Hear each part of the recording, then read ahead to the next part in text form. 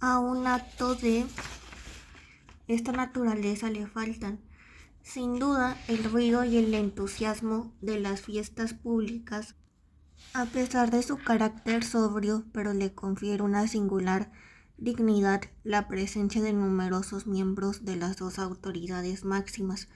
La pequeña república de los jugadores de avalorios recibe a un nuevo señor que la presidirá y la representará entre las autoridades generales. El acontecimiento es importante y nada frecuente, aunque los estudiantes y los alumnos más jóvenes no comprendan por entero su importancia y vean en la fiesta solamente una ceremonia y un espectáculo. Todos los demás participantes tienen conciencia del acto y están compenetrados en la comunidad y connaturalizados con ella lo suficiente como para sentir lo que ocurre como si les afectara física y vitalmente.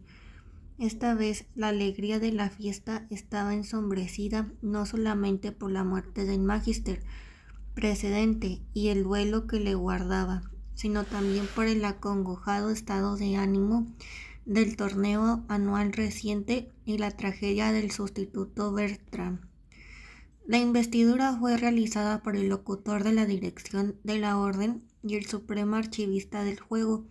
Ambos mantuvieron levantado el ornamento y lo colocaron sobre los hombros del nuevo Magister Ludi.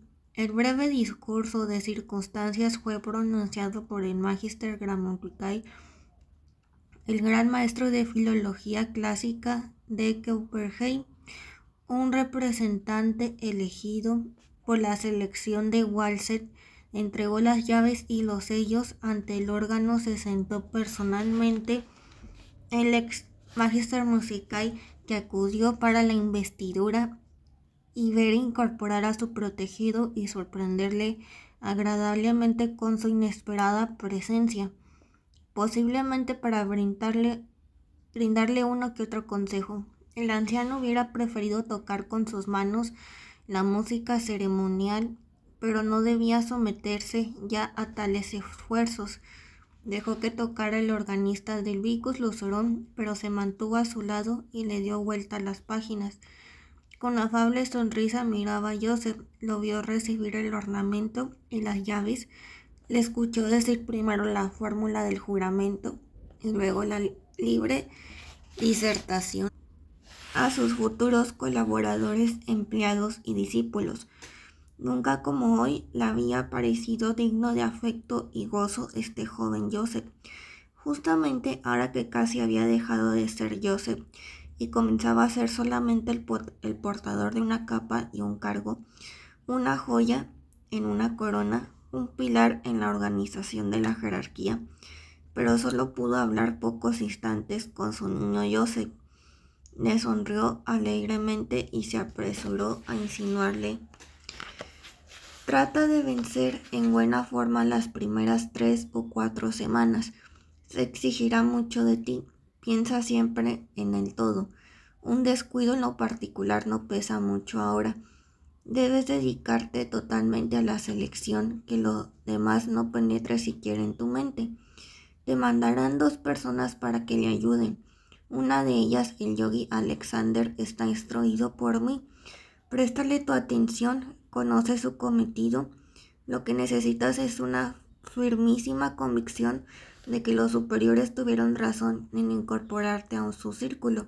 Confía en ellos, confía en las personas que se te asignan como ayudantes, confía ciegamente en tu propia fuerza, pero alimenta para con los electos una desconfianza alegre, siempre alerta, no esperan otra cosa. Ganarás tú, Joseph, yo lo sé.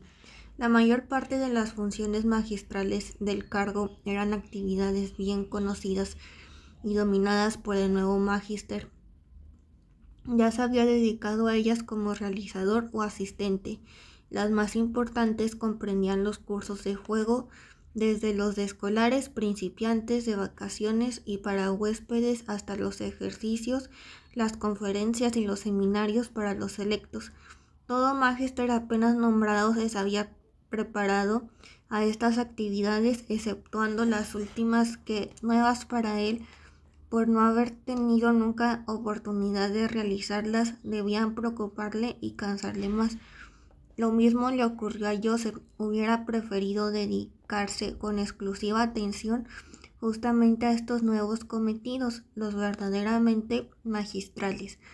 La colaboración con el Supremo Consejo de Educación, la colaboración entre el Consejo de los Maestros y la dirección de la Orden, la representación del juego y del vicus lucerum ante las autoridades generales, ardían deseo por dominar estas nuevas tareas, para quitarle su amenazante aspecto de cosa desconocida. Todavía hubiera preferido poder apartarse unas semanas para entregarle al estudio más exacto de la Constitución las formalidades, los protocolos de sesiones, etc. Para la información y las instrucciones en ese terreno, además el señor Dubois estaba a su disposición y sabía que era el más experto conocedor y maestro de las formas y tradiciones magistrales, es decir, el locutor de la dirección de la orden, que no era por cierto magíster, y por eso se hallaba en una categoría menor, pero que en todas las sesiones de las autoridades dirigía debates y cuidaba con precisión del orden tradicional, como el gran maestro de ceremonias en la corte de un príncipe. Con qué placer hubiera pedido un coloquio privado a ese hombre prudente, experto, impenetrable en su brillante cortesía, cuyas manos acababan de conferirle a él ornamento en la ceremonia de la investidura. Si hubiera tenido su residencia en Walsall y no en Hirslanden, a mediodía de viaje de allí, con qué gusto se hubiera refugiado por unos días en Monteport, para dejarse iniciar en estas cosas por el ex magister musicae, pero no era posible siquiera pensar en eso. Estos deseos privados o de estudiante no podían ser acariciados por un magister. En sus primeros tiempos como maestre, Joseph Nech debía dedicarse con intenso cuidado y total entrega a aquellas funciones que él creía le demandarían apenas esfuerzos. Lo que vio durante el torneo de Bertram, donde luchará y se ahogará sin aire, un maestro abandonado en el peligro por la comunidad, la selección, lo que entonces intuyó y luego confirmó por medio de las palabras del anciano de Monteport el día de la investidura. Esto se lo ratificaba ahora cada instante de su jornada, cada momento de sus reflexiones. Debía dedicarse ante todo a los selectos, al grupo de los repetidores, a los grados superiores del estadio, a los ejercicios de seminario y al trato absolutamente personal con los repetidores. Podía dejar el archivo en manos de los archivistas, los cursos preparatorios a los maestros presentes, el correo a los secretarios, incitarlos imponiéndose y haciéndose indispensable, convencerlos del valor de sus facultades y de la limpieza de su voluntad. Debía conquistarlos, cubrirlos, ganarlos y medirse con cualquier candidato que lo deseara, que en abundancia lo sabía. En esto le ayudaban muchas cosas que antes consideró menos necesarias, sobre todo su larga ausencia de Walsall y de la selección, donde ahora él era un homo novus. Aún su amistad con Fritz Tegularius resultó útil, porque Tegularius, el espiritual y enfermizo foráneo, resultaba abiertamente poco adecuado para una carrera tan ambicionada, y parecía tener poca ambición que una preferencia eventual por el nuevo magister, y esto hubiera significado una desventaja para los competidores. Nech debía hacer por sí mismo lo mejor para poder penetrar con ojo de investigador esta capa superior, más viva, más inquieta y sensible del mundo del juego, lograr dominarla como el jinete de un noble caballo. Porque en todo instituto castario, no solo en el juego de avalorios, la selección de los completamente formados, pero que estudian libremente, todavía candidatos aún no encuadrados en el servicio de las autoridades, educativas o de la orden, llamados también repetidores, representa un conjunto precioso y realmente la verdadera reserva, la flor y el porvenir, porque en todas partes, no solamente en el Bico de Lucerón, estos elegidos de la próxima generación tienden naturalmente a la oposición y a la crítica de los nuevos maestros y líderes, demuestran a un nuevo superior justamente la menor medida de cortesía y subordinación. Deben ser ganados solo con el empeño completo y personal del interesado. Deben ser convencidos y superados antes de que los reconozcan y se entreguen deliberadamente a su total dirección. Nech se empecinó en realizar la tarea sin temor alguno, pero se sorprendió de sus dificultades, pues mientras las resolvía y vencía en el juego, para él muy agotador pero excitante, fueron desapareciendo del primer plano aquellos otros deberes y cometidos que antes estuvo por considerar con preocupación, inclusive le parecieron necesitar menor atención. Confesó a un colega que la primera reunión plenaria de las autoridades a la que acudió y de la que regresó al final con un correo de urgencia fue para él casi un sueño, y más tarde no tuvo que dedicarle un solo pensamiento, porque su trabajo del momento lo mantuvo ocupado por completo. Aún durante la sesión, aunque el tema le interesaba y se había mirado con alguna inquietud su primera presentación entre las autoridades, más de una vez se sorprendió porque su mente no estaba allí, entre los colegas, ni atenta al debate, sino en Walset, en aquel local pintado de azul del archivo, donde entonces dirigía cada 3 días un seminario dialéctico con 5 participantes solamente, donde cada hora exigía una resistencia y un consumo de energías mayores que todo el resto de su día oficial, que por cierto no era nada fácil y al que nunca podía sustraerse, porque como lo anunció el ex magister musical, le fue asignado por las autoridades para este primer periodo un ayudante que lo vigilaba y excitaba, le verificaba su jornada hora por hora y le ponía en guardia tanto contra el doctrinarismo unilateral como contra todo exceso de trabajo. Nech le estaba agradecido y lo estaba aún más para con el delegado de la dirección de la orden, un maestro famosísimo en el arte de la meditación. Se llamaba Alexander. Ese se preocupaba para que el hombre que trabajaba hasta la resistencia máxima siguiera 3 veces al día el ejercicio corto o menor y observaba estrictamente el curso y la duración de cada ejercicio. Con ambos, el pasante y el hombre contemplativo de la orden debían recapitular diariamente, poco antes de la meditación de la noche, toda su jornada oficial en forma retrospectiva, establecer los progresos y las derrotas, tomarse el pulso, como dicen los maestros de meditación, es decir, revisarse y medirse a sí mismo, su situación del momento, su estado, la distribución de sus energías, sus esperanzas y sus cuitas, pero objetivamente la obra en el día aquel para no dejar nada sin resolver para la noche o el día siguiente. Mientras los repetidores observaban el enorme valor de su magíster, en parte con interés simpático, en parte con intención hostil, no perdían oportunidad para imponerle de improviso pequeñas pruebas de energía, paciencia y rapidez mental, tendiendo a incitar su obra o inhibirla alrededor de tabularios, cosa que se hizo un vacío fatal. Fritz comprendía que Nech no podía tener para él ninguna atención, tiempo o pensamientos, pero no podía darse razón que le endureciera o le inspirara indiferencia el perfecto olvido en que él había caído para el amigo, ya que le dolía haberlo perdido de la noche a la mañana. También seguía sintiendo desconfianza de sus camaradas que no le dirigían la palabra, cosa que no debía asombrar porque Teolarios no podía cruzarse seriamente en el camino de los ambiciosos, ya que sabía que Fritz era parte grata y el joven magíster lo tenía en buen concepto.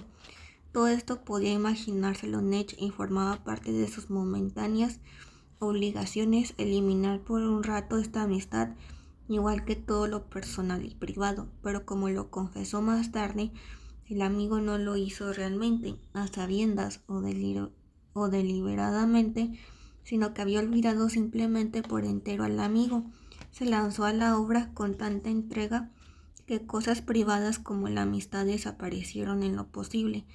Si en algún momento, como por ejemplo en el seminario de los 5, apareció ante él la figura y el rostro de Tegularius, no era ya Fritz, no era un amigo conocido o una persona, sino uno de los selectos, un estudiante, más aún un candidato, un repetidor, un trozo de su labor y de su cometido, un soldado entre una masa de soldados que debía instruir y con quien debía llegar a la victoria. Fritz sintió un estremecimiento cuando por primera vez el magíster le dirigió la palabra en esa forma. Sintió y leyó en su mirada que esa objetividad, esta lejanía, no eran fingidas, sino genuinas y dolorosas. Comprendió que el hombre que estaba delante de él y lo trataba con esta real cortesía de una vigilancia espiritual muy grande, no era más su amigo, Joseph, sino el maestro y el examinador, el Magister Ludi, rodeado con la aureola de seriedad y severidad de su cargo, encerrado y separado por un brillante barniz fundido a fuego y endurecido alrededor de él. Ocurrió en esas cálidas semanas un incidente de poca monta con Tegularius. Falto de sueño y molesto íntimamente por la experiencia vivida, se permitió en el pequeño seminario una descortesía, un leve desahogo, no contra el maestro, sino contra uno de sus colegas que lo puso nervioso por su tono irónico. Nech percibió lo ocurrido, advirtió también el estado de sobreexcitación del culpable, lo llamó al orden con un mudo signo de los dedos, pero luego lo envió a su maestro de meditación para ejercer con él irritado un poco de alivio a su alma. Tegularius tomó este interés después de largas semanas de extrañamiento como un signo de renaciente amistad, porque lo consideró como una atención personal para él y se dejó someter voluntariamente al tratamiento. En realidad, Nech se dio cuenta apenas de quién se benefició por ese interés suyo. Había procedido solamente como magister. Había observado en un repetidor irritabilidad y falta de dominio y reaccionó como educador sin considerar a ese repetidor como una persona ni traerla por un momento a una relación con él. Meses más tarde, Fritz recordó al amigo esta escena y le aseguró que se alegró y consolado por esa señal de benevolencia. Joseph Nech se quedó callado. Había olvidado completamente lo ocurrido y dejó sin aclarar la confusión. La meta fue alcanzada satisfactoriamente y la batalla ganada. Costó verdadero esfuerzo lograr el dominio sobre los selectos, cantarlos con ejercicios, domesticar a los inquietos aspirantes, ganar a su persona a los indecisos, imponerse a los orgullosos, pero la obra estaba realizada. El grupo de candidatos del Vicus Locerón reconoció a su maestro y se le rindió serenamente. Todo se tornaba factible, tan fácil como si solo hubiera faltado una gota de lubricante. El colaborador de vigilancia organizó con Nech un último programa de trabajo, expresó el reconocimiento de la orden y desapareció. Lo mismo hizo el maestro de meditación Alexander. En vez del masaje matinal volvió al breve paseo. Por el momento no había que pensar en el estudio o en la lectura, pero algunos días por la noche, antes de acostarse, se reanudaron los ejercicios de música. En su próxima aparición entre las autoridades, Nech advirtió claramente, sin que se aludiera a ello con palabras, que ahora era considerado como igual entre sus colegas. Después del ardor y la dedicación a la lucha por su calificación, sobrevino en él un despertar, un enfriamiento, un apaciguamiento. Se vio en lo más íntimo de Castalia, se vio en la categoría suprema de la jerarquía, pudo percibir con asombrosa naturalidad, casi con desilusión, que también este aire muy sutil era respirable, pero también que él lo respiraba como si no conociera otro. Estaba totalmente transformado. Era el fruto de ese duro periodo de prueba que lo había quemado y consumido más que ningún otro servicio, ningún otro esfuerzo realizado hasta ahora. El reconocimiento del líder de los electos halló expresión en un gesto especial. Nech sintió el fin de las resistencias. Ahora sí percibía la confianza y el asentimiento de los repetidores. Entonces supo que había superado lo más grave. Era el momento idóneo para elegirse una sombra, aunque en realidad nunca hubiera necesitado más de ella ni de un alivio de sus cargas como en ese momento después de obtenida la victoria. Aunque la prueba casi sobrehumana lo dejara en relativa libertad, de repente muchos habían fracasado justamente en este recodo del camino. Esta vez Joseph renunció al derecho que le correspondía en la elección entre los candidatos y rogó a los repetidores que dispusieran para él una sombra a su elección. Aún bajo la impresión del destino de Bertram, los electos tomaron doblemente en serio la propuesta. Después de varias reuniones y secretos interrogatorios, tomaron su resolución y presentaron al Magister uno de los mejores representantes que hasta el nombramiento de Nech fue considerado como el candidato más digno. Se volvió a superar una decisión difícil. De nuevo hubo paseos y música con el tiempo. Podría pensar Joseph en la lectura. Sería también posible la amistad con Fritz Tegularius. Se concretaría cada vez la correspondencia con Carlos Ferromonte. Tendría a veces hasta medio día libre y quizá en ocasiones un permiso para un breve viaje. Solo que todas estas cosas agradables favorecían a otro, no al Joseph de hasta ahora, que se consideraba un celoso jugador de valorios y un Castalio realmente digno. Sin embargo, no tuvo la menor intuición del ordenamiento interno de Castalia y había vivido tan ingenuamente egoísta, tan infantilmente distraído, tan increíblemente libre de responsabilidades, tan privadamente que no tenía conciencia alguna de algunas cosas primordiales y simples. Una vez recordó las palabras irónicas y amonestantes que tuvo que oír de labios del maestro Tomás cuando expresaba en voz alta el deseo de poder vivir un tiempo más la existencia del estudioso libre. Un tiempo cuando hablas aún la lengua de los estudiantes, Joseph. Esto ocurrió pocos años antes. La escuchó con admiración y profundo respeto, y hasta con un levísimo horror ante la percepción y la educación impersonales de este hombre. Además sintió que Castalia lo sujetaría también a él y lo absorbería, para convertirlo tal vez algún día en un maestro Tomás, parecido a un experto, un dirigente y servidor, un instrumento perfecto. En ese momento ya se encontraba en ese lugar. Se hablaba con uno de sus repetidores, uno de estos jugadores prudentes, bien depurados y sabios, uno de estos príncipes diligentes y orgullosos.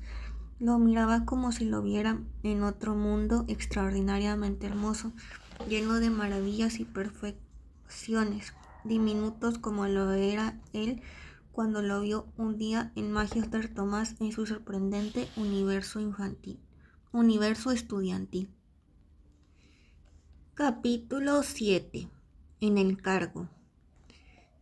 El ascenso al cargo de Magister pareció acarrear consigo más desventaja que ganancia. En ese ascenso o asunción consumió casi las energías y la vida personal, eliminando todos los hábitos y los gustos, dejando en el corazón una fría calma y en la mente una sensación de mareo por el descomunal esfuerzo. Sin embargo, el periodo subsiguiente estuvo colmado de alivio, reflexión y acostumbramiento. Aportó también nuevas observaciones y vivencias. La más importante después de la batalla era la colaboración confiada y amistosa de los electos. En las discusiones con su sombra, en la labor con Fritz de Gularius, que empleaba prueba como ayudante para la correspondencia, en el paulatino estudio, examen y completamiento de los certificados y otros informes acerca de estudiantes y colaboradores que dejara su predecesor, convivió con afecto en constante y rápido aumento con estos electos que creyera conocer a la perfección, pero cuya esencia, como todas las particularidades del Vicus Locerum y su papel en la vida Castalia, se le asomaba apenas ahora en toda su realidad. Si es verdad que él mismo perteneció a esta selección, a estos repetidores, a este artístico y orgulloso pueblo de jugadores de walset, y por varios años se sintió absolutamente parte de ellos. Ya no era solamente parte, no convivía solo íntimamente con esta comunidad, sino que debía considerarse como el cerebro, el conocimiento, inclusive la conciencia de la comunidad, cuyas reacciones y destinos debía no solo vivir, sino sufrir, responsabilizándose por ellos. Una vez, en una hora de elevación,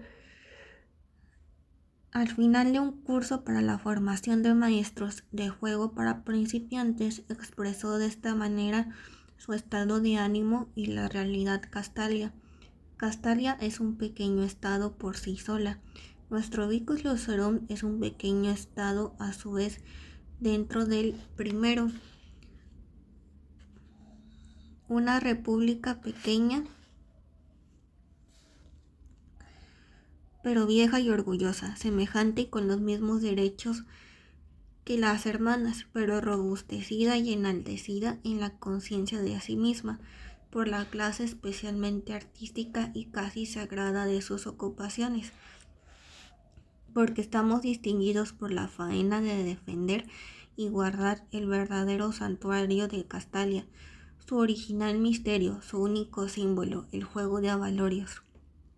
Castalia educa excelentes músicos e historiadores del arte, filólogos, matemáticos u otros sabios. Todos los institutos castalios y cada castalio deben tener solamente dos metas, dos ideales: rendir en su especialidad lo más perfecto que les sea posible y mantener viva y ágil su especialidad sin perder de vista que está vinculada continuamente a todas las demás disciplinas y con todas intensamente emparentada. Este segundo ideal, el concepto de la unidad íntima de todos los esfuerzos espirituales del hombre, el concepto de la universalidad, ha encontrado su perfecta expresión en nuestro noble juego. Es posible que a un físico, un matemático o un historiador de la música o a otro sabio se requiera una severa y ascética perseverancia en su especialidad en determinados momentos, una renuncia a la idea de la universalidad cultural a favor de un gran resultado especial o actual. En todo caso, los jugadores de avalorios no podemos nunca aceptar y realizar esta limitación y esta restauración, porque nuestra tarea es justamente conservar y defender la idea del Universitas Literarium y su más alta expresión, el noble fuego, para salvarla constantemente de la tendencia hacia lo acomodaticio propio de las disciplinas especializadas, más como podríamos salvar algo si no desearíamos ser salvados también.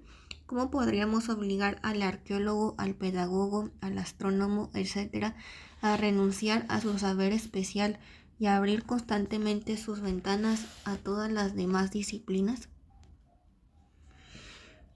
No podemos lograrlo con reglas obligatorias, estableciendo, por ejemplo, el juego de avalorios en las escuelas inferiores como materia oficial, ni podemos hacerlo con el mero recuerdo de lo que han pasado de este juego nuestros antecesores.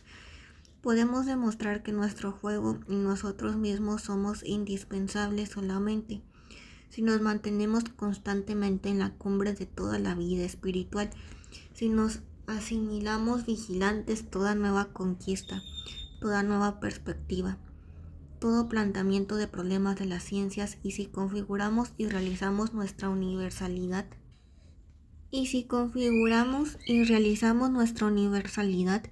Nuestro juego noble, pero también peligroso, con la idea de la unidad, en forma cada vez tan nueva, tan magnánima, tan convincente, atrayente y fascinante, que hasta el más serio investigador y el más diligente especialista sientan siempre su advertencia, su tentación, su promesa.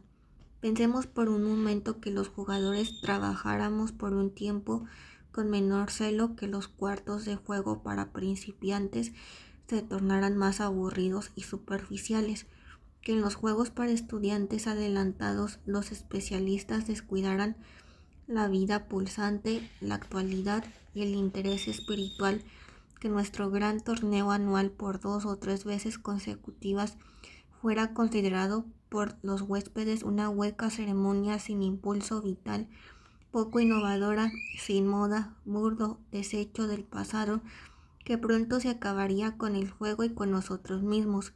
Ya no nos encontráramos en una brillante elevación como el juego de Avalorios estaba hace una generación, cuando el torneo anual no duraba 1 o 2 semanas, sino 3 y 4, y era el apogeo del año, no solo para Castalia, sino para todo el país.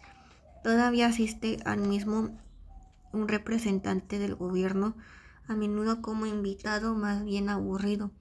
Algunas ciudades y clases envían aún sus embajadores en los últimos días del torneo. Estos representantes suelen dejar entender muy cortésmente a las potencias mundanas que la excesiva duración de la fiesta retiene a muchas ciudades de enviar a sus delegados, y que sería conveniente en estos tiempos abreviar considerablemente la fiesta o celebrarla cada 2 o 3 años. Por eso no podemos interrumpir este desarrollo o esta decadencia. Es muy posible que nuestro juego no encuentre pronto comprensión en el mundo de afuera, realizar la fiesta solo cada 5 o 10 años, o que desaparezca definitivamente. Será difícil, pero lo que sí debemos impedir, lo que podemos impedir, es el descrédito y la desvalorización del mismo en su propia patria, en nuestra provincia. Aquí nuestra lucha es rica en esperanzas y llevará siempre a la victoria. Vemos todos los días que jóvenes alumnos selectos que se han inscrito en su curso sin demasiado entusiasmo y lo han redimido bien, pero sin celo, de repente son invadidos por los espíritus del juego, por sus posibilidades intelectuales, por su respetable tradición, por sus fuerzas anímicas, logran convertirse en apasionados afiliados y en partidarios nuestros. Todos los años en el Luda Solemnis podemos observar a sabios de categoría y fama, de quienes sabemos que miran con desdén durante todo su año de rica labor el juego de Avalorios. No desean de nuestra institución siempre lo mejor, que en el curso del gran torneo, cada vez más conquistados y atraídos por la magia de nuestro arte, demuestran su tensión, su exaltación, se rejuvenecen y toman alas y se despiden finalmente con el corazón robustecido y conmovidos, con palabras de casi avergonzada gratitud. Consideremos por un instante los recursos de nuestra disposición para cumplir con nuestros cometidos. Veremos un organismo rico, hermoso y apropiadamente ordenado, cuyo corazón y centro es el archivo del juego, del cual todos somos parte, utilizándolo a cada hora con grato ánimo, y al que también servimos desde el magister y el archivero hasta el último ayudante. Lo sobresaliente y más redimible de nuestra institución es el viejo principio castalio de la selección de los mejores de la selección que practicamos. Las escuelas Castalias reúnen a los mejores alumnos de todo el país y los van formando. Del mismo modo, en el Vicus Lucerum buscamos a los mejores entre los que aman el juego, los retenemos y cultivamos en forma cada vez más perfecta. Nuestros cursos y seminarios reclutan a centenares y los dejan ir, pero a los mejores los educamos como jugadores genuinos, artistas del juego, sin pausas ni debilidades. Cada uno de ustedes sabe que nuestro arte, como en todo arte, no hay ningún punto final de evolución, que cada uno de nosotros, en cuanto pertenecemos a la selección, trabajará toda su vida al posterior desarrollo, a la afinación, a la profundización de sí mismo y de nuestro arte, sin importarle que pertenezca o no al grupo de nuestros funcionarios. Se ha tachado a la existencia de nuestra selección como un lujo, que no deberíamos formar más jugadores selectos que los necesarios para poder ocupar siempre los favorables cargos de la institución. Sin embargo, la Casa de los Funcionarios no es una institución que se baste a sí misma. Además, no todos son competentes para los cargos, de la misma manera que no todo buen filólogo es capaz para ser maestro de filología. Los funcionarios sabemos y sentimos exactamente que los repetidores no son solamente la reserva de gente dotada y experta en el juego, con la cual se llenan nuestras aulas y que asumirá nuestra sucesión. Casi diría que esta es apenas una función accesoria de la selección de jugadores, aunque recalcamos el hecho frente a los ignorantes, apenas se habla del sentido y del derecho de existencia de nuestro instituto. No, los repetidores no son en primer término el futuro magíster, los futuros líderes de cursos, empleados de archivo, etc. Son fin a sí mismos ante todo su pequeño grupo, es realmente la patria y el porvenir del juego de avalorios. Aquí, en estas dos docenas de cerebros y corazones, se desarrollan las evoluciones, las adaptaciones, los impulsos, las discusiones de nuestro juego con el espíritu del tiempo y las ciencias especializadas auténtica y correctamente en su pleno valor y con total empeño. Solo aquí se juega nuestro noble juego, solo aquí es nuestra selección. Es sagrado servicio, nada tiene ya que ver con la simple afición o la vanidad de cultura, nada con la presunción ni la superstición. En ustedes, repetidores de Walset, está el futuro del juego, como es el corazón, el centro de Castalia, y ustedes son el centro, la parte más viva de nuestro Vicus sois. Realmente y con razón la sal de la provincia, su espíritu, su inquietud. No hay peligro de que nuestro número llegue a ser demasiado elevado, nuestro celo demasiado vivaz, nuestra pasión por el magnífico juego demasiado ardiente. Acrecentarla, aumentarla. Para ustedes, como para todos los castalios, existe solo un peligro en el fondo del cual todos y todos los días debemos cuidarnos. El espíritu de nuestra provincia y de nuestra orden se funda en dos principios: en la objetividad y el amor a la verdad, en el estudio y en el cuidado de la sabiduría meditativa y de la armonía. Ambos principios representan el equilibrio que debemos lograr. Significan ser sabios y dignos de nuestra orden. Amamos a las ciencias, cada uno la suya, pero sabemos que la dedicación a una ciencia no puede proteger a un ser humano en absoluto contra el egoísmo, el vicio y el ridículo. La historia de las ciencias está llena de ejemplos. La figura del doctor Fausto es la vulgarización literaria de este peligro. Otros siglos buscaron refugio en la fusión de espíritu y religión, de investigación y ascética. En sus universitas literarium reinaba la teología. Entre nosotros es la meditación, la práctica múltiple y gradual yogi, la que nos ayuda a echar de nosotros la bestia y el demonio que existe en cada ciencia. Ustedes saben que hasta el juego de avalorios tiene dentro su propio demonio, que puede conducir al hueco virtuosísimo, al goce de una vanidad artificial. a la codicia, a la conquista del poder sobre los demás y el abuso de ese poder. Por eso necesitamos de otra educación que la intelectual. Nos han sometido a la moral de la orden, no ya para cohibir nuestra vida espiritual activa. Por el contrario, se hace para volvernos capaces de grandes tareas del espíritu.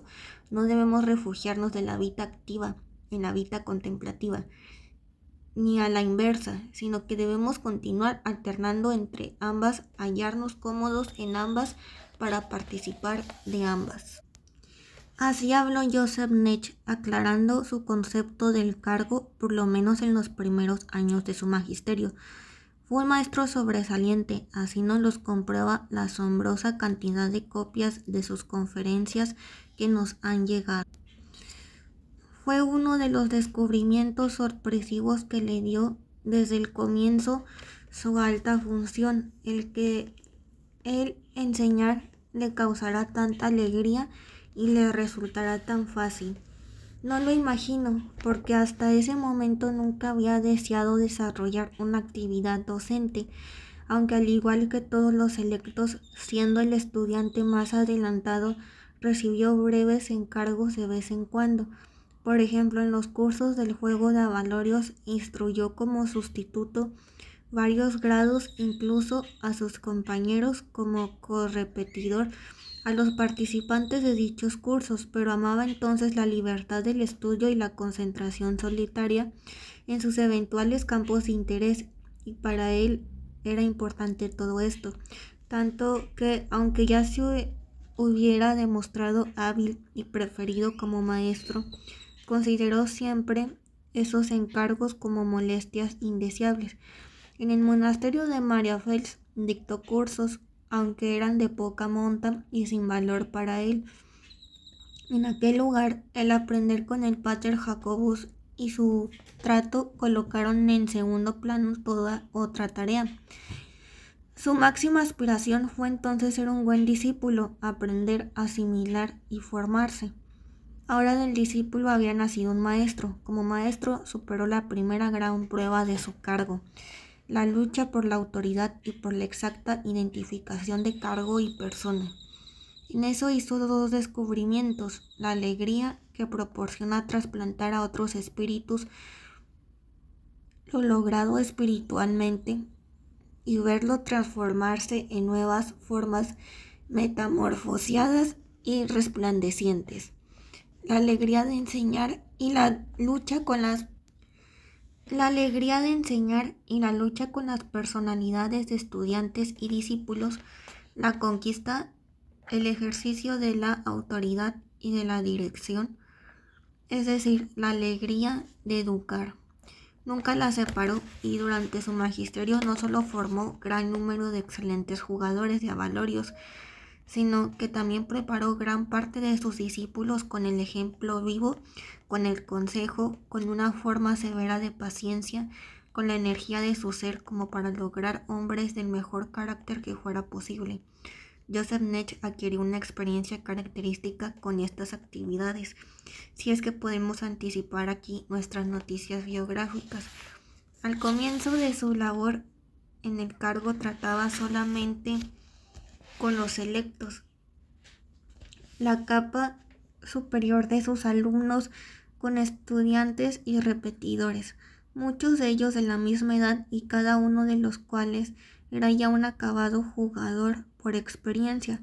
Solo poco a poco, cuando estuvo seguro de la selección, comenzó lenta y prudentemente a sustraerles año con año cada vez más energía y tiempo, hasta que al final pudo abandonarlos en forma total a sus hombres de confianza y a sus colaboradores.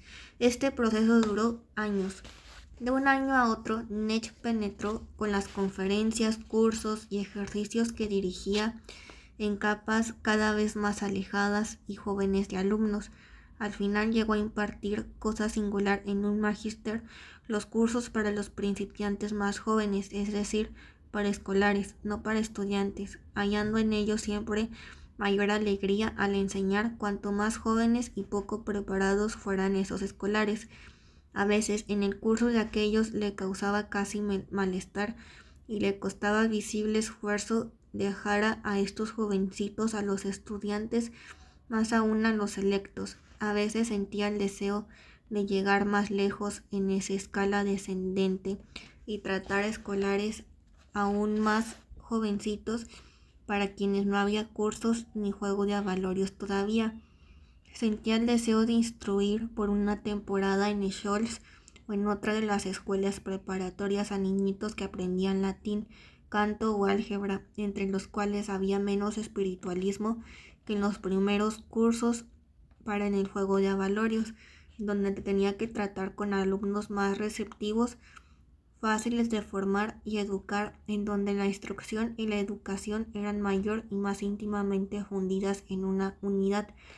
En los últimos 2 años de su magisterio se llamó a sí mismo en cartas 2 veces maestro de escuela, recordando con ello que la expresión Magister Ludi solo quería decir maestro del juego. En Castalia, desde generaciones atrás, originariamente simple predicado del maestro de escuela, era impensable hablar siquiera de la realización de semejantes deseos de ser maestro de escuela. Eran sueños de la misma naturaleza que si alguien en un crudo día de invierno sueña con un firmamento de pleno verano. No había para Ned ningún camino abierto ya. Sus obligaciones estaban fijadas por el cargo, pero como este cargo dejaba ampliamente a su propia responsabilidad la forma en que quisiera cumplir con esas obligaciones, con el correr de los años, al comienzo del todo, dirigió paulatinamente su interés principal cada vez más hacia la educación y a las edades menores. Cuanto más envejecía, más le atraía la juventud. Esto podemos afirmar hoy por lo menos. En esos días, un crítico difícilmente hubiera encontrado en algún aspecto de su ejercicio del cargo algo así como un capricho o una arbitrariedad. Sus funciones le obligaban, por cierto, a volver cada vez más a los electos, aun en los periodos en que dejó totalmente en manos de sus ayudantes y de su sombra seminarios de archivos, tareas de larga duración, por ejemplo las competiciones anuales en el juego de los preparativos para el solemne torneo público lo mantenían más vivamente en sensible contacto con la selección. Una vez confió bromeando a su amigo Fritz: hubo príncipes que se atormentaron toda su vida con un desgraciado amor por sus súbditos. Su corazón los atraía hacia los campesinos, los pastores, los obreros, los maestros y los niños de las escuelas, pero rara vez lograban ver algo de ellos. Estaban siempre rodeados por sus ministros y oficiales que se levantaban como un muro entre ellos y el pueblo. Así pasa también con un magister. Desea llegar a seres humanos y ve solamente a colegas. Desea llegar a escolares y ve solamente a estudiosos y a gente de la selección. Nos hemos dejado llevar muy adelante en el tiempo. Volvamos al periodo de los primeros años del magisterio de Ned.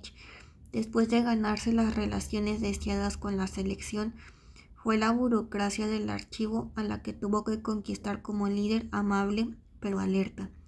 También tuvo que estudiar y reglamentar la estructuración funcional de la Cancillería. Constantemente aparecieron montañas de correspondencia y convocatorias a reuniones o circulares de las autoridades generales que le imponían continuos deberes y tareas cuya comprensión y correcta ordenación no fue fácil al recién nombrado.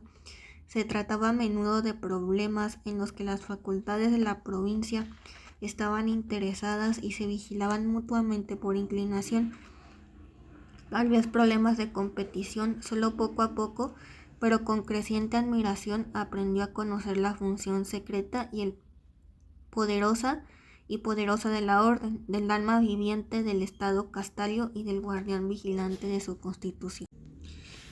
Pasó así meses duros y complicados de labor sin que en el pensamiento de Joseph Ned hubiera lugar para tegularios, exceptuando lo que ocurría instintivamente, cuando encargaba el amigo algún trabajo para apartarlo del ocio excesivo.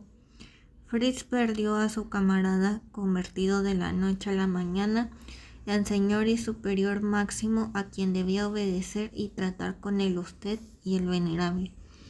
Pero Fritz aceptaba lo que el Magister disponía para él como atención y signo de benevolencia personal. También se sentía excitado y un poco lunático este solitario, en parte por la elevación del amigo al cargo y el estado de ánimo tan lleno de adhesión de toda la selección, en parte por los trabajos asignados que le brindaban una actividad de relación con él.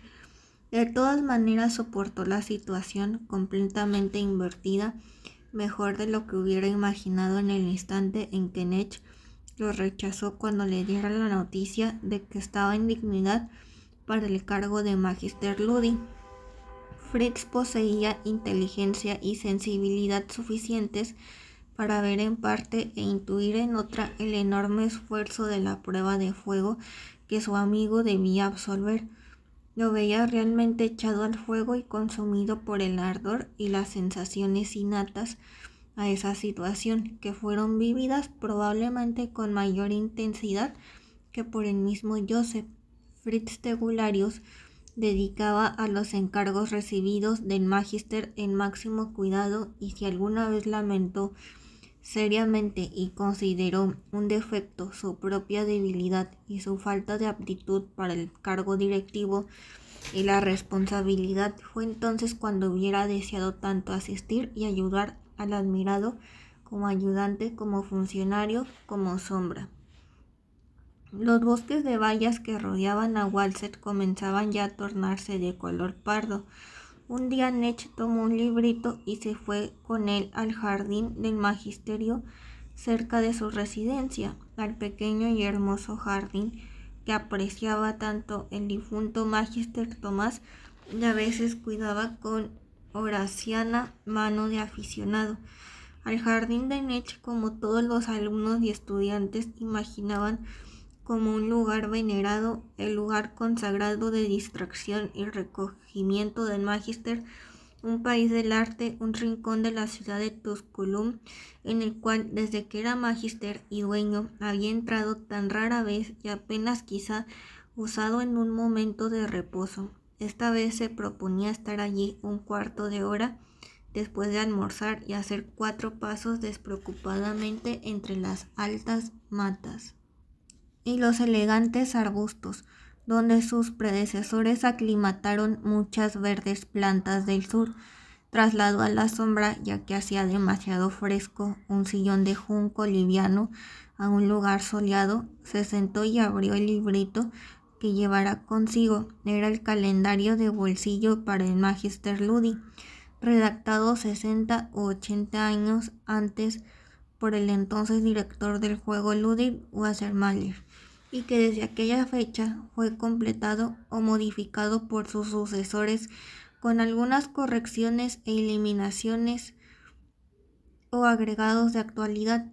El calendario servía como un ven conmigo del Magister, porque estaba destinado ante todo a los inexpertos en sus primeros años de magisterio. Mantenía ante los ojos del mismo durante todo el año de labor oficial, de semana en semana, los deberes más importantes, a veces señalados solamente con un término general, a veces explicados con más amplitud y socorridos por consejos personales. Nech buscó la página de la semana siguiente y la leyó con atención. No encontró nada que lo sorprendiera, nada de urgente tampoco, pero al final del capítulo había estas líneas: comienza a dedicar tu mente poco a poco al próximo torneo anual. Parecería temprano, casi demasiado temprano, pero te aconsejo, si ya no tienes un plan en tu cabeza para el torneo, no dejes pasar desde ahora ni una semana, o por lo menos ni un solo mes, sin pensar en esos juegos. Anota tus ocurrencias por una media hora, repasa constantemente el esquema de un juego clásico, hasta en tus viajes oficiales. Prepárate, no pretendiendo a la fuerza caritativas ocurrencias, Prepárate, no pretendiendo a la fuerza caritativas ocurrencias, sino pensando a menudo ahora que en los meses próximos te espera una labor hermosa y festiva, para la cual debes reunir fuerzas, concentración y tranquilidad. Estas palabras habían sido escritas 3 generaciones antes por un hombre y maestro anciano y sabio, dueño de su arte. Además, en una época en que el juego de avalorios tal vez había alcanzado su máxima cumbre, se logró en el juego una belleza y una rica ornamentación de la técnica, como la alcanzada en el gótico tardío o en el rococó para el arte de la construcción y la decoración. Fue realmente durante casi 2 años un jugar como con perlas de cristal, un jugar aparentemente cristalino, sin contenido, aparentemente atractivo, arrogante, colmado de delicados adornos, un bailar a veces en la cuerda floja, con la rítmica más variada. Hubo jugadores que hablaban de aquel juego como de una llave mágica que se perdiera, otros que la consideraban como una superficial, recargado de aderezos, decadente y poco varonil. Uno de los maestros y creadores de aquel estilo, quien redactó los consejos bien pensados y las advertencias amables del calendario del Magister, mientras Joseph Nech releía atentamente por segunda y tercera vez sus palabras, sintió en el corazón una sensación indulgente, un alegre estado de ánimo que solo conoció una vez pero nunca más. Al hacer memoria, recordó que fue en una meditación antes de su investidura, la sensación con que lo colmó entonces la idea de un maravilloso danzar. Aquella danza entre el Magister Musicae y Joseph, entre maestro y principiante, entre ancianidad y juventud. Había sido un hombre ya viejo, muy viejo, quien escribía un día y pensando las palabras: no dejes pasar una sola semana, y no pretendiendo a fuerza buenas ocurrencias. Este hombre ocupó el alto cargo de Magister Ludi por 20 años, tal vez más. En esa época de un recoco juguetón, tuvo que vérsela seguramente con una selección excesivamente mimada y segura de sí misma. Inventó y celebró más de 20 torneos anuales muy brillantes, que entonces duraban todavía 4 semanas. Dada su edad, la tarea repetida todos los años de componer un gran juego solemne no fue solamente un gran honor, una gran alegría, sino más bien una molestia, un gran esfuerzo, una tarea para la cual hay que entonarse, convencerse y estimularse un poco.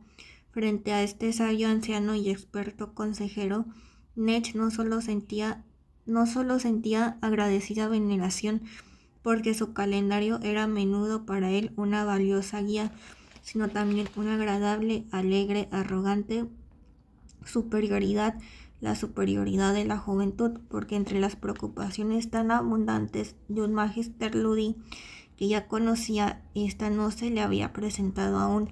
No se podía tal vez pensar bastante tiempo en el torneo anual, no se podía encontrar esta tarea lo bastante grata y concentrada. Le podían faltar para ese juego ya el espíritu de empresa, ya las ocurrencias. No Nech, que en esos meses a veces había parecido verdaderamente envejecido, se sentía ahora lozano y enérgico. No pudo entregarse por mucho tiempo a esta hermosa sensación, no pudo saborearla. Su breve periodo de paz había pasado casi, pero el encantador y gozoso sentimiento estaba en él, lo acompañaba. El breve descanso en el jardín del magisterio y la lectura del calendario le trajeron algo germinó de eso. No solo la distensión y un instante de gozosa sensación de vida, sino también 2 ideas que en el mismo momento tomaban ya forma de resoluciones. Primero, cuando un día estuviera cansado también y se sintiera viejo, renunciaría a su cargo apenas sintiera por primera vez como pesado de ver la composición del torneo anual y estuviera perplejo acerca de las ideas para ello. Segundo, comenzaría muy pronto con el trabajo para su primer torneo. Llamaría como camarada y primer ayudante para esta tarea a Tegularius. Sería una satisfacción y una alegría para su amigo y para él mismo la primera ocasión de poner a prueba al colega en una nueva forma de vida por la amistad en esos días bastante descuidada, porque para ello no era aquel el indicado para dar la ocasión y el impulso. Estos debían partir del magister. Trabajo abundante habría para el amigo, porque desde Maria Fels, Joseph Nech resolvía en su mente la idea de un juego de avalorios que quería utilizar para su primera competición solemne como magister. Para este juego formaría la base de la estructura y las medidas del antiguo esquema ritual de Confucio para la construcción de la casa china. La orientación según las direcciones celestes, las puertas, los muros de los espíritus, las relaciones, proporciones y ubicaciones de los edificios y los patios en ordenamiento según los astros, el calendario, la vida familiar, además del simbolismo y las reglas de estilo para el jardín. Una vez estudiando un comentario del I Ching, el ordenamiento místico y la importancia y significación de estas reglas le parecieron casi una alegoría amable y llena de sentido sugestivo del cosmos y de la posición del hombre en el mundo.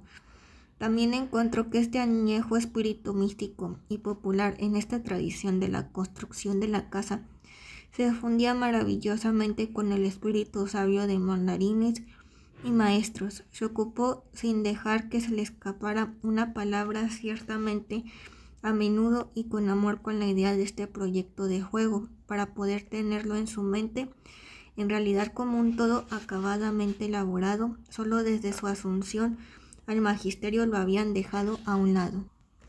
Ahora, en un segundo, su resolución estaba tomada. Construiría su torneo solemne sobre esta idea china y Fritz debía comenzar enseguida con los estudios para la elaboración y los preparativos para su traducción en el idioma del juego. Si sabía penetrar en el espíritu de esta idea, solo había un obstáculo. Tegularius no conocía el chino. Aprenderlo ahora sería demasiado tarde, pero con las indicaciones que le daría en parte Nech, en parte la Casa de Estudios del Oriente Asiático, Tegularius podía muy bien llegar al simbolismo mágico de la casa china, con la ayuda de la literatura, porque en realidad no se trataba de filología. Eso sí, necesitaría tiempo, sobre todo en un ser mal acostumbrado y no todos los días dispuesto para trabajar como era su amigo. Sería conveniente, pues, emprender enseguida la labor. Por lo tanto, advirtió sonriendo y agradablemente sorprendido. Tenía perfectamente razón el prudente anciano magister en su calendario de bolsillo. Al sucesivo día, como las audiencias terminaron temprano, llamó a Tegularius. Este acudió, hizo su reverencia con la expresión humilde y la leve sumisión a que se había acostumbrado con Nech. Se quedó realmente sorprendido cuando el amigo, que se había vuelto tan sobrio y serio y parco de palabras, le hizo un gesto de picardía con la cara y le preguntó: ¿te acuerdas todavía de que una vez durante nuestros años de estudiantes tuvimos una disputa y no logré persuadirte de mi idea? Se trataba del problema acerca del valor y la importancia de los estudios del Oriente Asiático, especialmente de los chinos, y yo quería convencerte para que frecuentaras un tiempo la casa de estudios y aprendieras el chino. Si lo recuerdas bien, hoy lamento una vez más que no haya podido convencerte en esa oportunidad. ¿Qué útil sería ahora si supieras ese idioma? Podríamos hacer juntos el trabajo más maravilloso. De esta manera bromeó todavía un poco con el amigo e incitó su curiosidad hasta que expuso su propuesta. Deseaba comenzar pronto con la preparación del gran torneo y si eso le agradaba, Fritz debía ejecutar gran parte de la tarea necesaria. del mismo modo que ayudó una vez a realizar el juego de competencia de Nech para la fiesta mientras él estaba entre los benedictinos. El otro lo miró casi incrédulo, profundamente sorprendido y agradablemente inquieto por el tono vivaz y la cara sonriente del amigo, que solo había conocido últimamente como líder y magister.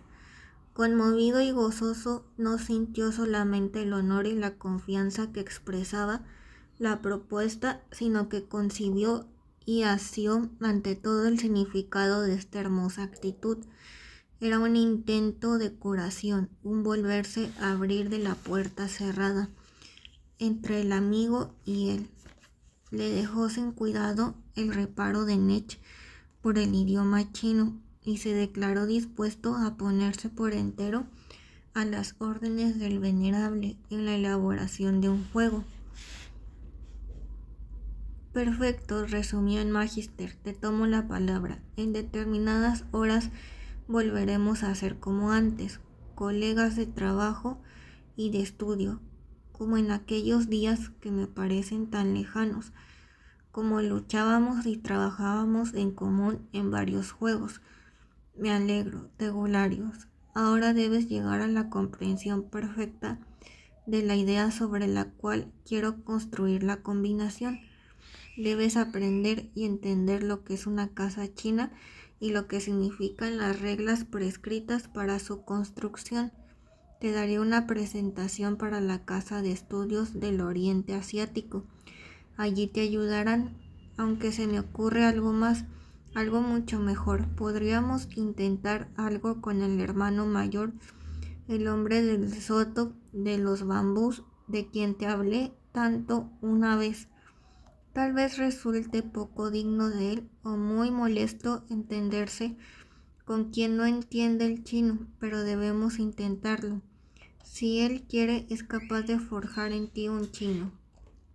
Joseph Nech le remitió un mensaje al hermano mayor, invitándole cordialmente a ser por unos pocos días huésped del Magister Ludi en Walsen, porque su cargo no le concedía el tiempo necesario para una visita. La invitación le explicaba el favor que deseaba de él, pero el chino no dejó el soto de los bambús. El mensajero, en lugar de otra cosa, trajo una carta pintada en caracteres chinos que decía: sería mucho honor ver al gran hombre, pero el ir lleva a inhibiciones. Para el sacrificio se emplean 2 tácitas, el menor saluda al venerable. Después de esto, Nech consiguió convencer al amigo, no sin esfuerzo, para que viajara hasta el soto de bambús para solicitar hospitalidad e instrucción. Sin embargo, el breve viaje no proveyó fruto alguno. El ermitaño del soto recibió a Tegularius con una cortesía casi sumisa, pero sin contestar una sola de las preguntas, más que con amables sentencias en lengua china y sin invitarlo a quedarse, a pesar de la recomendación magníficamente pintada en hermoso papel por el Magister Ludi. Fracasado y casi molesto, Fritz regresó a Walsall. Trajo como regalo para el Magister una hojita en la que estaba trazado con pincel un antiguo poema encima de un pescadito dorado. Tuvo que buscar ayuda, a pesar de todo, en la Casa de Estudios del Oriente Asiático. Aquí las recomendaciones de Nech fueron más eficaces. Se ayudó placenteramente al solicitante enviado por un magister. Tegularius muy pronto estuvo tan perfectamente enterado acerca de su asunto como era posible, ignorando el chino, en la idea de Nech de colocar en la base de su plan el simbolismo de esa casa. Encontró tal satisfacción que ya no le dolió su fracaso en el soto de bambús y lo olvidó. Nech escuchó el informe del rechazado acerca de su visita al hermano mayor. Luego leyó para él solo el poema del pescado de oro, Lo emocionó el aura de este hombre y el recuerdo de aquella su permanencia en su choza cerca de los ondeantes bambús y sus ejercicios con los tallos de Minenrama, con la penetrante violencia de algo que le recordaba al mismo tiempo la libertad, sus días de estudioso, sus ociosidades, todo el pintoresco paraíso de los ensueños juveniles que bien supo ese valiente y caprichoso ermitaño retirarse y mantenerse libre, que bien sabía mantener oculto al mundo su soto de bambús tan tranquilo que íntima y vigorosamente vivía en un mundo que se había tornado su segunda naturaleza, en un mundo limpio, un poco pedantesco, pero sabio de cosas chinas, que poderosamente apartado, concentrado y solo le mantenía envuelto la magia de su sueño de vida, año tras año, década tras década, y como supo convertir su jardín en China, su choza en templo, sus peces en divinidades y él mismo en sabio. Con un suspiro se liberó Nech de estos pensamientos. Él había ido por otro camino, mejor dicho, por otro camino lo llevaron. Ahora no quedaba más que seguir recta y fielmente por la senda predestinada sin compararla con la de otros. Junto con Joseph Nech y Fritz Tegularius proyectaron y compusieron en horas arrancadas a las tareas todo su juego, pero dejó al amigo toda la labor de consulta en el archivo y también el primero y el segundo planteo. Con este nuevo contenido, la amistad ganó otra vez vida y forma, distinta de la anterior. También el juego en que trabajaban experimentó varios cambios como enriquecimientos por la originalidad y la muy aguda fantasía del foráneo. Fritz permanecía a la clase de gente nunca satisfecho, pero sí capaz de satisfacer que alrededor de un ramo de flores ya preparado o de una mesa ya tendida, lista y completa para cualquier otro, siguen ocupándose horas y más horas con inquieto cuidado en incansables toques amorosos, genialidades que saben hacer en menor trabajo una obra de la jornada, diligente y profundamente íntegra, actividad que se fue repitiendo en los años sucesivos. El gran torneo solemne fue siempre obra de dos. Para Tegularius fue siempre doble satisfacción mostrarse útil y aún indispensable para el amigo y maestro en tan importante asunto y vivir la presentación pública del juego como colaborador, ignorado en la creación, pero bien conocido por la selección. Repasando el otoño de ese primer año de función magistral, mientras el amigo estaba aún con los primeros estudios de las cosas chinas, el magíster, mientras repasaba un día rápidamente las anotaciones del diario de su cancillería, se encontró con una noticia. El estudiante Petros de Monteport llegó recomendado por el Magister Musicae. Trae saludos especiales del Magister anterior. Solicita alojamiento y uso del archivo. Fue alojado en la casa de estudiantes. Ahora bien, él podía dejar al cuidado de su gente del archivo al estudiante y su petición. Eso ocurría casi diariamente, pero los saludos especiales del Magister anterior se referían solamente a él. Hizo llamar al recién venido. Era un hombre joven, reflexivo y ardiente en el aspecto, pero taciturno. Pertenecía evidentemente a la selección de Monteport. Por lo menos las circunstancias de una audiencia del Magister le parecían familiares. Nech le preguntó qué le había encargado el ex Magister Musicae. Saludos, contestó el estudiante, muy cordiales y respetuosos saludos para usted, venerable, y también una invitación. Nech invitó al huésped a sentarse, eligiendo cuidadosamente las palabras. El estudiante continuó. El venerado ex magister, como dije, me encargó ocasionalmente que lo saludara de su parte. Al hacerlo, expresó el deseo de verlo lo más pronto posible. Lo invita y le encarece que le visite próximamente, suponiendo que la visita pueda ser incluida en un viaje oficial y no lo haga perder demasiado tiempo. En estos o parecidos términos fue formulado el encargo. Nech miró inquisitivamente al joven. Seguramente era alguno de los protegidos del anciano. Prudentemente preguntó: ¿cuánto tiempo piensas permanecer entre nosotros en el archivo estudioso? Y recibió la respuesta: justamente, venerable señor, hasta que yo vea que inicie el viaje hacia Monteport. Nech reflexionó. Está bien, dijo luego. ¿Y por qué no me comunicaste textualmente lo que el Magister te encargó para mí, como había que esperar en realidad? Petrus sostuvo con firmeza la mirada de Nech y contestó lentamente, buscando siempre con cuidado las palabras como si debiera expresarse en un idioma extranjero. No hay encargo, venerable, dijo, y no hay texto alguno que repetir. Usted conoce a mi venerado maestro y sabe que fue siempre un hombre extraordinariamente modesto.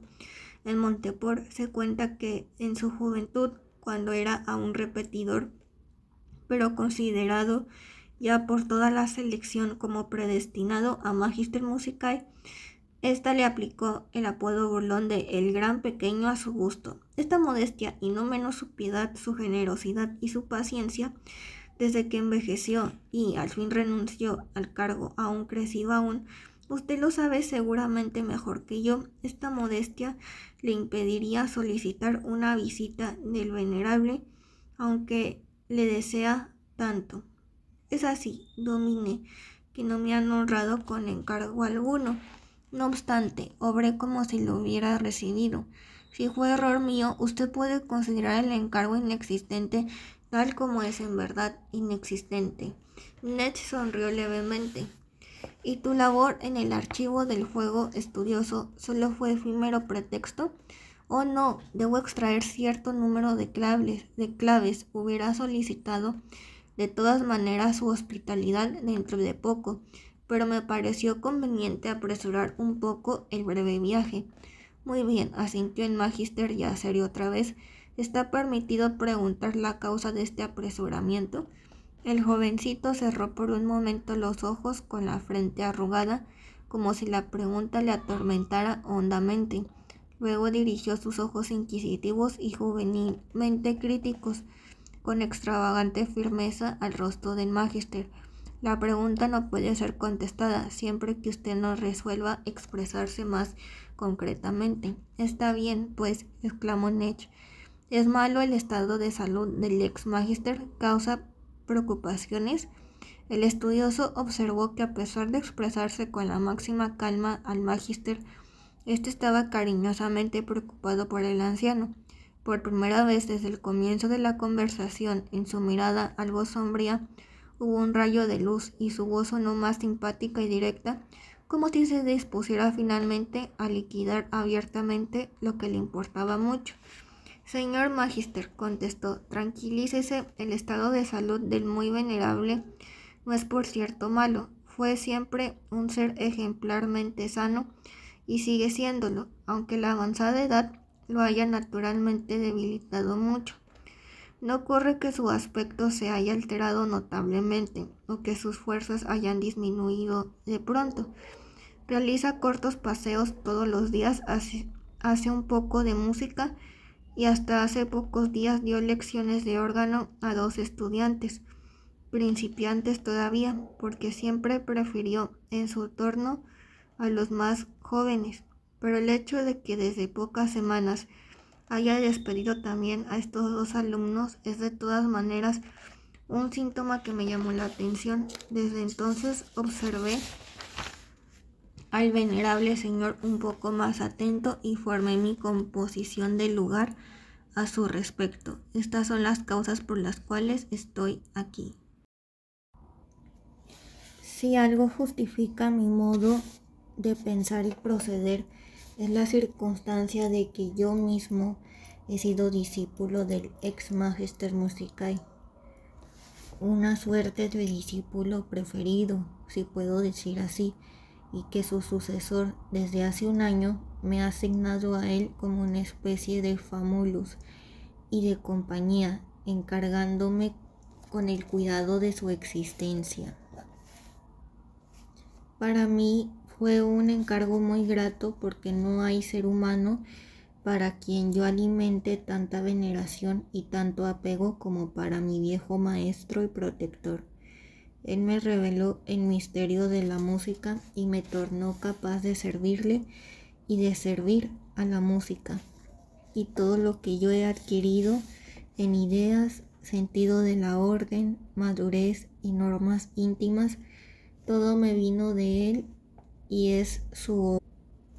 Por eso desde un año o más casi vivo por entero cerca de él, ocupado, sí, con algunos estudios y cursos, pero siempre a su disposición, compañero en la mesa, acompañante en sus paseos y en sus horas de música y de noche, vecinos separados solamente por una pared. En esta íntima vida en común pude observar exactamente los estados, si de envejecer, de su envejecer físico, y algunos de mis cantaradas se permiten de vez en cuando comentarios compasivos o irónicos sobre la función sorprendente que cumple un joven como yo en su calidad de sirviente y compañero de existencia de un viejísimo señor. Mas ellos no saben, y fuera de mí nadie lo sabe tampoco, que envejecer está deparado a este maestro como se torna más débil y flojo físicamente. Poco a poco toma cada vez menos alimento y regresa cada vez más cansado de sus breves paseos, sin estar enfermo. Sin embargo, como al mismo tiempo en la quietud de su senectud se vuelve cada vez más espíritu, devoción, dignidad y sencillez, si mi función como famulus o enfermero ofrece algunas dificultades, ellas residen únicamente en el que el venerable no quisiera ser servido ni cuidado porque desea siempre solo dar y nunca recibir o tomar.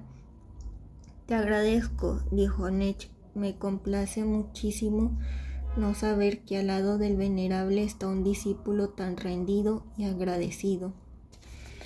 Pero dime en forma clara, dado que no hablas por encargo de tu maestro, porque te importa tanto mi visita a Monteport, usted preguntó con precaución por la salud del señor Magister Musicae, contestó el joven, porque mi insistencia le había sugerido ciertamente la idea de que pudiera estar enfermo y ser al fin hora de visitarle una vez más.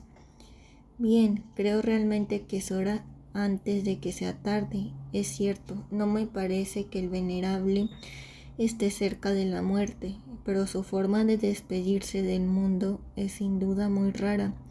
Desde hace unos meses, por ejemplo, ha perdido casi la costumbre de hablar, aunque siempre prefirió un discurso breve a uno largo. Ha llegado ahora a una brevedad y parquedad que me angustia un poco. Más a menudo ocurría que me dejaba sin contestación si le dirigía la palabra o le preguntaba algo. Pensé al comienzo que su oído comenzara a debilitarse, pero él oye también como siempre. Lo comprobé muchas veces. Tuve que suponer que estaría distraído y no lograría concentrar su atención, pero tampoco esta es una explicación suficiente. Hace mucho ya que está en cierto modo ausente y no vive totalmente entre nosotros, sino cada vez más en su propio mundo. Así también visita cada vez menos a los colegas y menos los recibe. Días enteros pasan sin que vea a nadie fuera de mí. Desde que esto comenzó, esta ausencia, este alejamiento, me esforcé por llevarle una vez todavía el par de amigos de quienes sé que él los amaba mucho. Si quisiera usted visitarlo, Domine, sin duda le daría un gran placer, le proporcionaría una gran alegría, estoy seguro de ello, y usted hallaría todavía, en cierto modo, el mismo ser que honraste y amaste. Dentro de algunos meses, tal vez dentro de algunas semanas, su alegría y su goce por usted serían mucho menores y hasta es muy posible que no lo reconozca o no le preste atención siquiera. Nech se levantó, se acercó a la ventana y se quedó allí un rato mirando hacia afuera, respirando ansiosamente. Cuando se volvió hacia el estudiante, este también se había levantado, como sabiendo que la audiencia había terminado. El magíster le tendió la mano. «Te expreso mi agradecimiento, Petrus», le dijo. «Sabrás que un magíster tiene toda clase de obligaciones. No puedo ponerme el sombrero en la cabeza y marcharme. Todo tiene que ser programado y preparado. Espero poder estar para pasado mañana. ¿Te bastará y terminarás para entonces tu labor en el archivo? ¿Sí? Entonces te haré llamar cuando sea el momento». Nech cumplió su promesa. Emprendió el breve viaje a los pocos días, acompañado por Petrus hasta Montepor. Cuando entraron en el pabellón donde residía el ex magíster, en el medio del parque, como en una clausura estimuladora y serenísima, oyeron música que procedía de la habitación interior, una música delicada, sutil, pero firme en el compás y preciosamente alegre. Allí estaba tentado el anciano y tocaba con 2 dedos una melodía a 2 veces. Nech pensó enseguida que debía ser una página de los libros vicinios de fines del siglo XVI. Se quedaron quietos hasta que la música concluyó. Entonces Petrus llamó a su maestro y le anunció que estaba de regreso y había traído consigo una visita.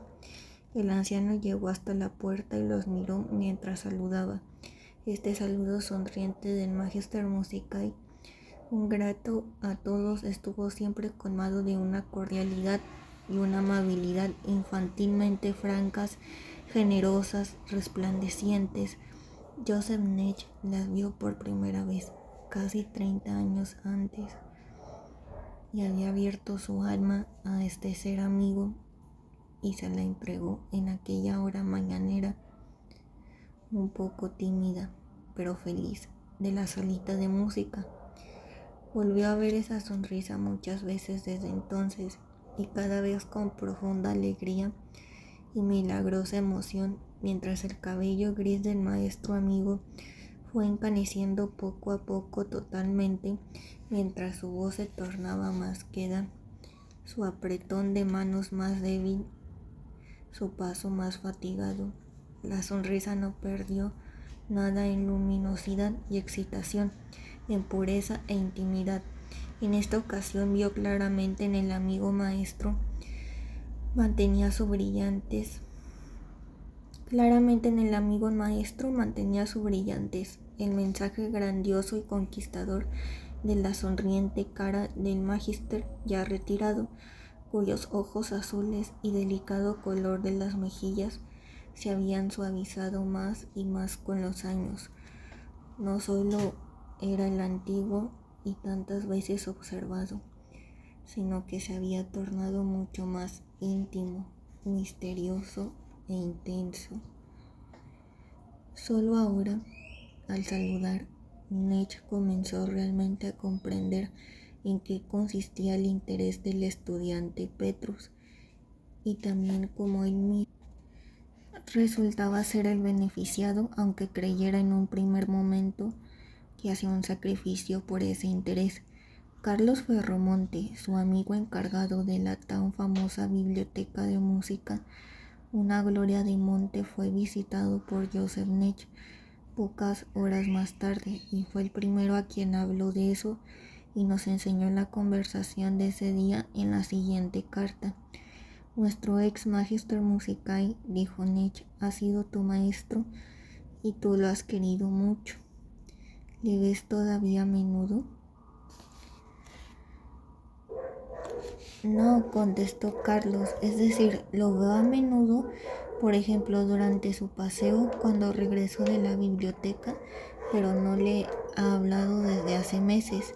Se retrae cada vez más y parece ir perdiendo toda sociabilidad. Hace tiempo nos ofrecía una velada para castalios de mi categoría, para sus repetidores de un tiempo, en cuanto son hoy funcionarios de Monteport, pero eso ha cesado ya desde un año a esta parte y fue para nosotros una gran sorpresa el que haya viajado para asistir a vuestra investidura en Walsen. Sí, comentó Joseph, pero si lo ves a menudo, aún no te ha llamado la atención ningún cambio en él. Oh, sí, te refieres a su buen aspecto, a su alegría, a su notable irradiación. Indudablemente eso lo hemos observado. Mientras sus fuerzas declinan, esta malicia crece constantemente. Nos hemos acostumbrado a ella, pero nos debió de llamar la atención. Su Famulus Petrus, exclamó Ned, lo ve más a menudo que tú, pero no se ha acostumbrado como dices, vino por su propia iniciativa a Walsen, naturalmente con plausible razón para sugerirme esta visita. ¿Qué piensas de él? De Petrus? Es un buen conocedor de música, tal vez de la clase pedantesca más que de la genial, un hombre lento y de sangre pesada. Está rendido incondicionalmente a los pies del ex Magister Musicae y daría la vida por él. Creo que su servicio, al lado del venerado señor del ídolo, lo colma totalmente y que hasta podría considerársele como un poseso. ¿No tuviste también esta impresión? ¿Poseso? Sí, pero este joven, creo, no está solamente poseído por una preferencia y una pasión. No está simplemente enamorado de su viejo maestro, sino que está casi hechizado por un fenómeno real y legítimo, que él ve mejor o comprende con los sentidos mejor que tú. Te contaré cómo lo vi yo. Llegué hoy a visitar al ex magister, que no he visto desde unos 6 meses, y por las explicaciones de su Famulus, nada o muy poco esperaba para mí de esta visita. Temí simplemente que el venerado anciano señor podría abandonarnos de repente, muy pronto, por eso me apresuré a venir para verle por lo menos por última vez. Cuando me reconoció y me saludó, su rostro se iluminó, pero no dijo más que mi nombre y me tendió la mano, y hasta ese movimiento y la misma mano me parecieron resplandecer toda su persona, o por lo menos sus ojos, sus canas, su cutis claro rosado me parecieron lanzar una leve y fresca irradiación. Me senté a su lado y él despidió al estudioso con una simple mirada. Entonces comenzó el diálogo más maravilloso que yo conocí en mi vida. Al principio fue para mí algo en verdad muy extraño y opresivo, inclusive hasta vergonzoso, porque yo hablaba constantemente al anciano o le dirigía preguntas y a todo él contestaba solo con una mirada. No podía darme cuenta de si mis interrogantes o mis noticias eran para él solo un ruido molesto. Me confundió, me desilusionó y me cansó. Me sentí torpemente insistente, me parecía que estaba de más. Cualquier cosa que dijera el maestro solo recibía una sonrisa y una leve mirada. Oh, si esas miradas no hubieran estado tan llenas de benevolencia y cordialidad, hubiera pensado que el anciano se divertía sin disimularlo a mi costa de mis noticias y preguntas, de todo el inútil apresuramiento de mi viaje y de mi visita. Sí, en el fondo, en el silencio y la sonrisa había esa intención. Constituían realmente una defensa y una admonición, casi un reproche, pero lo eran de otra manera, en otro plano, en otro grado de intención, como si hubieran sido quizá palabras irónicas. Debía agotarme y naufragar completamente, según me pareció, con mis pacientes y gentiles intentos para organizar una conversación antes de que llegara a comprender que el anciano estaba acostumbrado a tener una paciencia, una perseverancia y una cortesía 100 veces mayores que las mías. Eso pudo durar un cuarto de hora o media hora, me pareció la mitad de un día. Comencé a sentirme triste, cansado y desazonado, al grado de arrepentirme de mi viaje. Se me secó la boca. Allí estaba sentado el venerable mi protector, mi amigo, que desde que pude comprender poseyó mi corazón y mi confianza y nunca dejó una palabra mía sin contestación. Allí estaba sentado y me oía hablar o no me oía siquiera, oculto por entero detrás de su luz y su sonrisa, detrás de su dorada máscara, atrincherado, inalcanzable, perteneciente a otro mundo con otras leyes, y todo lo que quería llegarle expresado por mí, por nuestro mundo, corría por encima de él como la lluvia por encima de una piedra.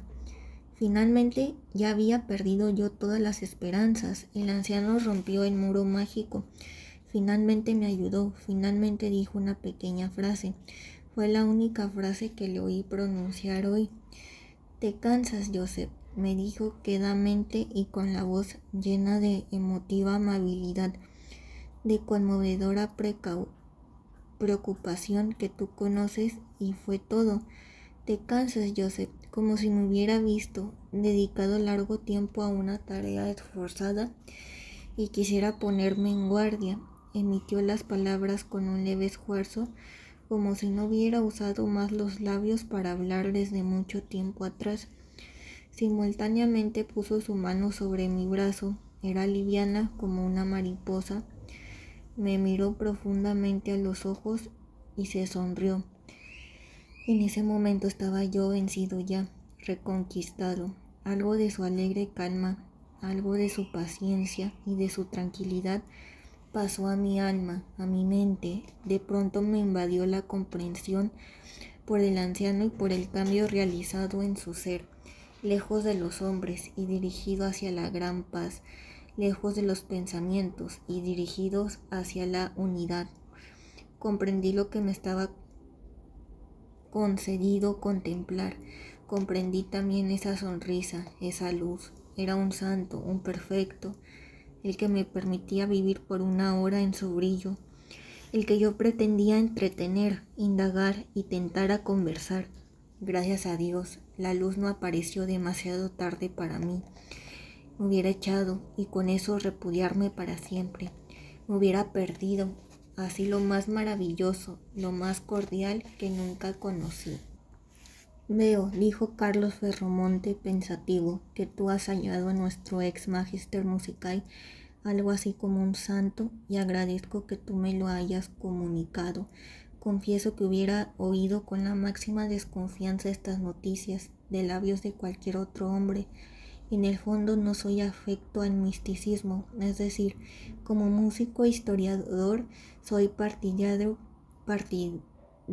pedante de las categorías puras.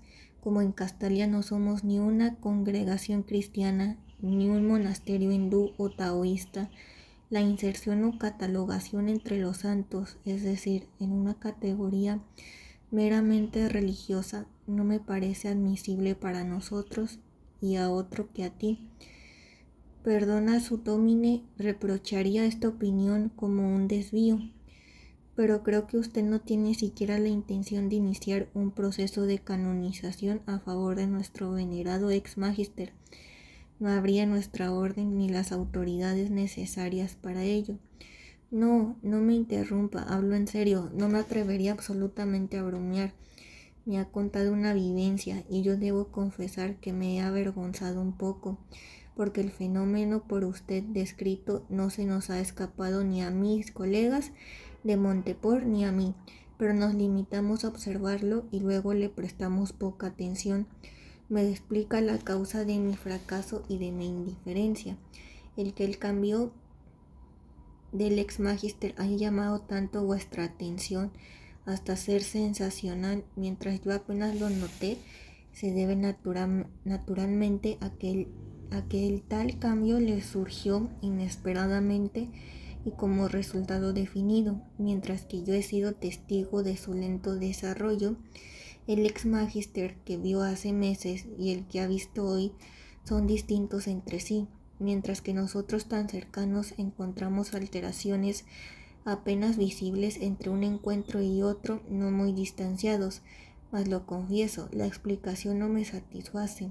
Si ante nuestros ojos se realiza algo así como un milagro, aunque sea tan queda y lentamente, deberíamos estar sorprendidos más fuertemente de lo que me ocurrió, sobre todo no existiendo suspicacia. Aquí encuentro la causa de mi torpeza. No estaba prevenido. Sucedió que no noté el fenómeno porque no quería verlo. Observé como todos su creciente retraimiento, su silencio cada vez más estricto, al mismo tiempo el aumento de su amabilidad, el brillo cada vez más claro y nada físico de su rostro. Cuando al encontrarnos retribuía silenciosamente mi saludo, naturalmente esto lo noté y lo notaron todos, pero me cuidé mucho de ver más en ello, y no por falta de respeto por el anciano maestro, sino en parte por cierta resistencia contra el culto de las personas y la adulación en general, en parte por repugnancia precisamente ante la adulación en casos especiales, es decir, ante la suerte de culto que el estudioso Petrus rinde a su maestro e ídolo. Esto lo comprendí claramente solo durante vuestra narración. Este fue de todos modos, dijo riendo Nech, un recurso para descubrir para ti mismo tu antipatía por el pobre Petrus. Pero veamos, ¿soy yo también un místico y un adulador? ¿Rindo yo también culto prohibido a personas y santos? ¿O admites para mí lo que no concedes al estudiosus? Vale decir que algo hemos vivido y sentido, no ciertamente sueños y fantasías, sino un fenómeno real y objetivo. Es natural que lo conceda, contestó Carlos lentamente, pesando las palabras. Nadie dudará de su vivencia ni de la belleza o la alegría del ex magister, en la que se podría no creer sonriendo. El problema es solamente este: ¿qué hacemos con el fenómeno? ¿Cómo lo denominaremos? ¿Cómo lo explicaremos? Suena petulancia escolástica, pero los Castalios somos sin más gente de escuela, y si deseo catalogar y denominar su y nuestra vivencia, no es porque quiero resolver su realidad y hermosura mediante la abstracción y la generalización, sino porque anhelo describirlas y establecerlas de manera clara lo más exacto que sea posible. Cuando durante algún viaje oigo silbar o cantar a un campesino o a un niño una melodía, donde quiera que sea, es para mí una vivencia si yo no la conocía. Y cuando trato de anotar enseguida lo más exactamente posible la tal melodía, no es para eliminarla ni despreciarla, sino para honrarla y perpetuarla como la sentí. Nech asintió amablemente. Carlos dijo: es una lástima que nos podamos ver tan raramente. No todos los amigos juveniles son los mismos cuando se los vuelve a encontrar. Vine a verte con mi narración del anciano magister, porque aquí en este lugar eres el único a quien me importaba comunicar y participar todo esto, pero debo dejar a tu criterio lo que quieras hacer con mi narración, y como quieras denominar el estado iluminado de nuestro amigo y maestro. Me alegraría si lo visitaras y quisieras permanecer un momento en su aura. Su estado de gracia, perfección, plenitud, sabiduría de la edad o beatitud, o como quieras llamarlo, puede pertenecer a la vida religiosa. Aunque los Castalios no tenemos ni confesión ni iglesia, la piedad no nos es desconocida. Justamente nuestro ex magister musicae fue siempre en todo y por todo un hombre piadoso. Como hay noticias de bienaventurados, perfectos, luminosos e iluminados en muchas religiones, ¿por qué no debería también nuestra piedad castalia llegar alguna vez a ver ese florecimiento? Se ha hecho tarde, me debía acostar ya. Mañana debo partir de madrugada. Espero poder volver pronto. Deja, sin embargo, que te cuente mi historia hasta el final. Cuando, pues, me dijo: ¿te cansas, Joseph?, logré finalmente desistir de mis esfuerzos para iniciar una conversación y no solo calmarme, sino desviar mi voluntad de una meta falsa, la de indagar a este taciturno máximo con palabras y preguntas y aprovecharme de él. Desde el instante en que renuncié lo dejo todo en sus manos. Todo marchó a las mil maravillas. Luego podrás sustituir mis expresiones con otras más de tu gusto. Pero ahora escúchame, aunque parezca inexacto o altere las categorías, estuve con el anciano 1 hora, tal vez hora y media. No puede expresarse en palabras lo que pasó o se intercambió entre nosotros. Quebrada mi resistencia, solo afirmé que él me cobijaba en su serenidad, en su alegría, porque nos envolvió realmente el gozo, la quietud maravillosa, sin que hubiera meditado a sabiendas. Fue en cierta medida una meditación muy afortunada e indulgente, cuyo tema pudo ser la existencia del ex magister. Le vi o le sentí y percibí el curso de su evolución desde el momento en que me encontró por primera vez, siendo yo niño, hasta el día de hoy. Era una vida de entrega y labor, pero libre de restricción, libre de ambición y colmada de música.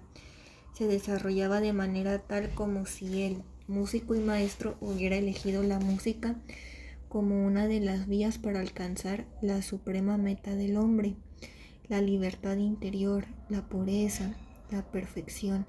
Desde entonces no hubiera hecho otra cosa que dejarse penetrar cada vez más por la música, transformar, iluminar por ella, desde las expertas e inteligentes manos de clavecinista y la rica enorme memoria de músico, hasta todas las partes y los órganos de su cuerpo y de su alma, hasta el pulso y el aliento, hasta el sueño y el ensueño. Fuera ya solo un símbolo, más aún una forma fenoménica, una personificación de la música. Por lo menos sentí como música lo que irradiaba de él o lo que ondeaba entre él y yo, como en rítmica respiración, música esotérica enteramente inmaterial ahora, que aferra a quien penetra en el círculo mágico, como en un canto de muchas voces incorpora una voz nueva que llega. Para quien no fuera músico, la gracia hubiera sido percibida tal vez con otros aspectos. Un astrónomo, por ejemplo, hubiera visto quizá girar la luna alrededor de un planeta.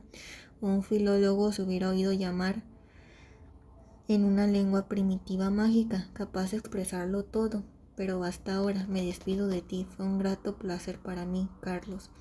Narramos con innegable amplitud este episodio porque el Magister Musicae tuvo un lugar muy importante en la vida y el alma de Nech.